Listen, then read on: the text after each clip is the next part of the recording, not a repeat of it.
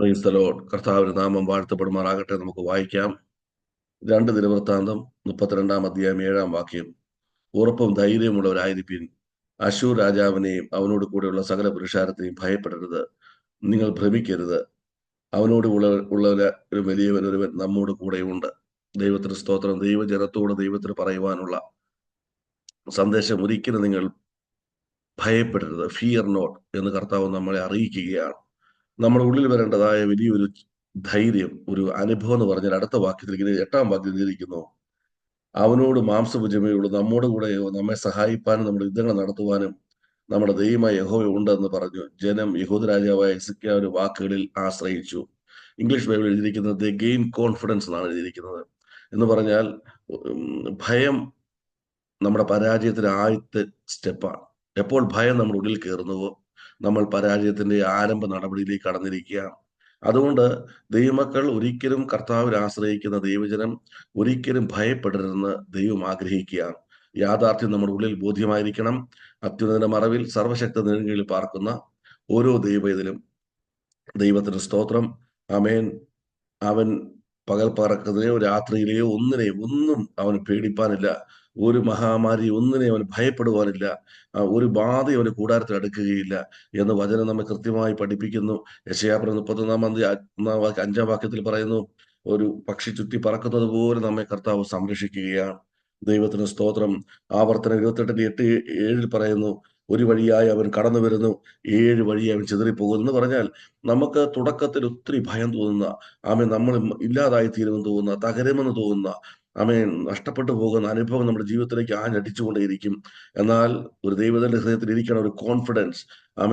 ആരംഭം എങ്ങനെയാണെങ്കിലും അവസാനം ഉല്ലാസത്തിന്റെ ജയത്തിന്റെ ഘോഷം എന്റെ ജീവിതത്തിൽ ഉണ്ടാകുമെന്ന് പ്രാരംഭ നിമിഷം മുതൽ വിശ്വസിപ്പാൻ തക്കവണ്ണം ഇടിയായി തീരണം.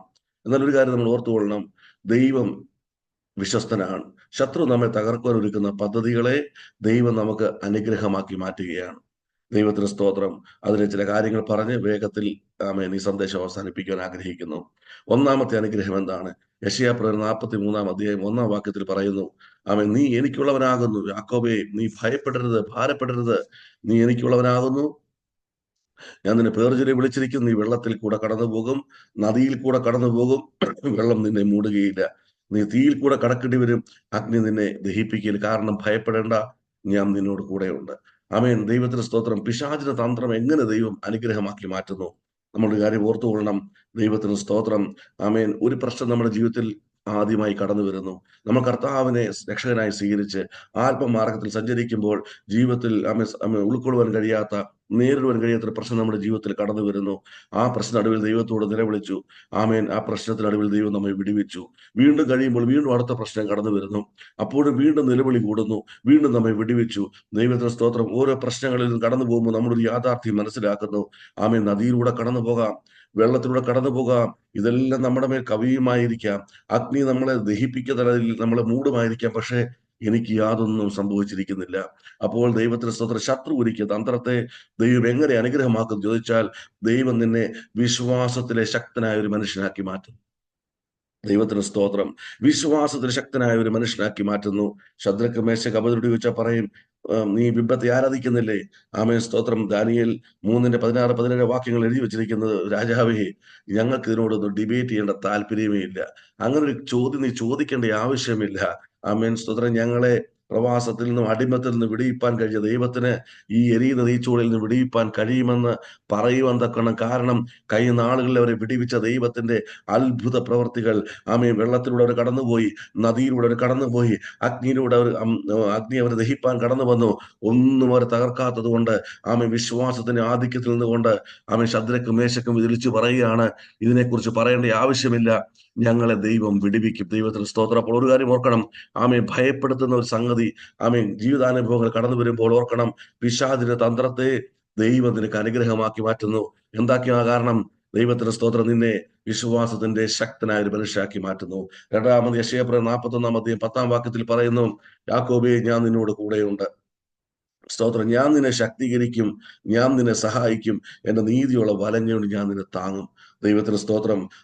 സ്തോത്രം. വിശ്വാസത്തിൽ നീ ശക്തനായി മാറിക്കഴിയുമ്പോൾ വിശ്വാസത്തിൽ ദൈവത്തോടുള്ള കോൺഫിഡൻസ് വർദ്ധിച്ചു കഴിയുമ്പോൾ നമ്മിൽ വ്യാപരിക്കുന്ന ദൈവകൃപയുടെ ആധിക്യം നമ്മെ ആത്മാവിൽ ശക്തനാക്കി മാറ്റും. അഹങ്കാരിയല്ല മാറ്റുന്നത്, ഏറ്റവും എളുപ്പത്തിൽ നമ്മളെ ആത്മാവിൽ ശക്തനാക്കി മാറ്റും. ശൗൽ മേൽക്കുമേൽ ശക്തി പ്രാപിച്ചതുപോലെ എന്നെ ശക്തനാക്കുന്നതിന് മുഖാന്തരം സകലത്തിനും കഴിയാമെന്നും പറയുന്നത് പോലെ നമ്മൾ ആത്മാവിൽ ശക്തനായി മാറും. അതിന്റെ 41-13 വരും പറയുന്നത്, യാക്കോബേ, പുഴുവായ യാക്കോബേ, നീ നിന്നെ കുറിച്ച് കരുതുന്നത് പുഴുവാണെന്നാണ്. പക്ഷേ ഞാൻ നിന്നെ പുഴുവായിട്ടല്ല കാണുന്നത്, ഞാൻ നിന്നെ മെതിവണ്ടിയായി കാണുന്നു.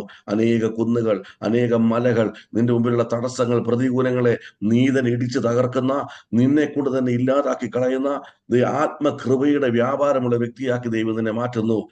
സെരുബ്ബാബേലിന് മുമ്പിലുള്ള മഹാപർവ്വതമേ, നീ സമഭൂമിയായിത്തീരും. കാരണം നീ പുഴുവല്ല, നീ ചെറിയവനല്ല, നീ ആത്മാവിൽ ശക്തനാക്കി മാറ്റുന്നു. ദൈവത്തിന് സ്തോത്രം.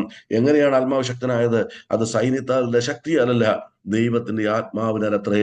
അതുകൊണ്ടാണ് സക്കറിയാവ് പറയുന്നത്, കൃപ എന്ന ആണിക്കല്ല് കയറ്റി.